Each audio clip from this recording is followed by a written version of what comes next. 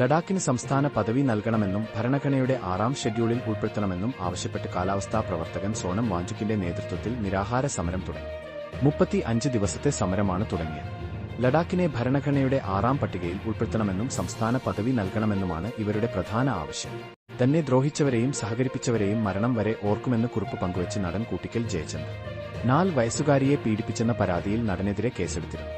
സഹപ്രവർത്തകരും നാട്ടുകാരും കൂട്ടുകാരിൽ ചിലരും അടക്കം തനിക്കെതിരായെന്ന് ഫേസ്ബുക്കിൽ പങ്കുവച്ച കുറിപ്പിൽ നടൻ പറയുന്നു. രാഹുൽ മാങ്കൂട്ടത്തിൽ വിഷയത്തിൽ തന്നെ ആക്രമിക്കുന്നത് എന്തിനാണ് എന്ന ചോദ്യവുമായി പ്രതിപക്ഷ നേതാവ് വി.ഡി. സതീശൻ. സമൂഹ മാധ്യമങ്ങളിൽ ഉൾപ്പെടെ സതീശനെതിരെ വിമർശനം ശക്തമാവുന്ന സാഹചര്യത്തിലാണ് പ്രതിപക്ഷ നേതാവ് മറുപടിയുമായി രംഗത്ത് വരുന്നത്. രാഹുലിനെതിരായ നടപടി താൻ ഒറ്റയ്ക്ക് എടുത്തതല്ലെന്നും പാർട്ടി ഒരുമിച്ച് എടുത്തതാണെന്നും സതീശൻ ഓർമ്മിപ്പിച്ചു.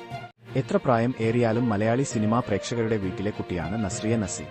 കൊച്ചുപ്രായത്തിൽ ടെലിവിഷൻ അവതാരികയായി എത്തി പിന്നീട് മലയാളം, തമിഴ് സിനിമാ മേഖലയിൽ തന്റെ സാന്നിധ്യം ഉറപ്പിക്കാൻ നസ്രിയയ്ക്ക് കഴിഞ്ഞിട്ടുണ്ട്.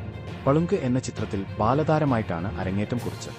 ഖത്തറിന്റെ തലസ്ഥാനമായ ദോഹയിലുണ്ടായ ഇസ്രായേൽ ആക്രമണങ്ങളെ ശക്തമായി അപലപിച്ച് പ്രധാനമന്ത്രി നരേന്ദ്രമോദി ഖത്തർ അമീർ Sheikh Tamim bin Hamad Al താനിയുമായി നടത്തിയ സംഭാഷണത്തിലാണ് മോദി ഇന്ത്യയുടെ നിലപാട് വ്യക്തമാക്കിയത്. വിദേശ എംബസികളും സ്കൂളുകളും സ്ഥിതി ചെയ്യുന്ന പ്രദേശത്ത് നടന്ന ആക്രമണത്തിൽ 6 പേർ മരിച്ചിരുന്നു.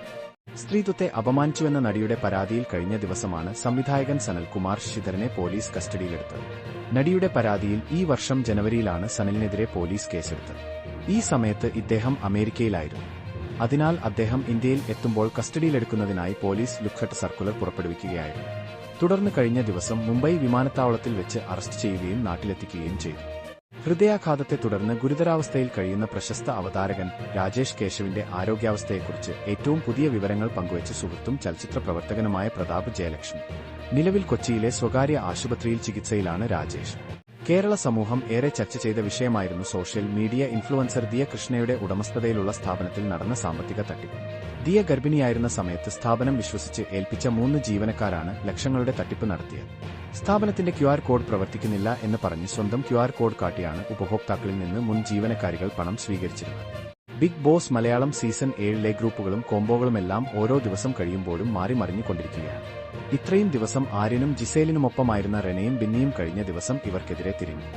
7ന്റെ പണി എന്ന ടാഗ് ലൈനോടെയായിരുന്നു ഇത്തവണത്തെ ബിഗ് ബോസ് സീസൺ തുടങ്ങിയത്. അതുകൊണ്ട് തന്നെ പല അപ്രതീക്ഷിത പണികളും മത്സരാർത്ഥികൾക്ക് നേരിടേണ്ടി വന്നു. ഏറ്റവും ഒടുവിലായി അപ്പാനി ശരത് പുറത്തായതും അത്തരമൊരു പണിയുടെ ഭാഗമായിട്ടാണെന്നാണ് പ്രേക്ഷകർ പറയുന്നത്. മാന്യമായ ഭാഷ ഉപയോഗിച്ചില്ലെങ്കിൽ ഹൌസിൽ തുടരാൻ സാധിക്കില്ലെന്ന സന്ദേശമായിരുന്നു ഇതിലൂടെ ബിഗ് ബോസ് നൽകിയത്.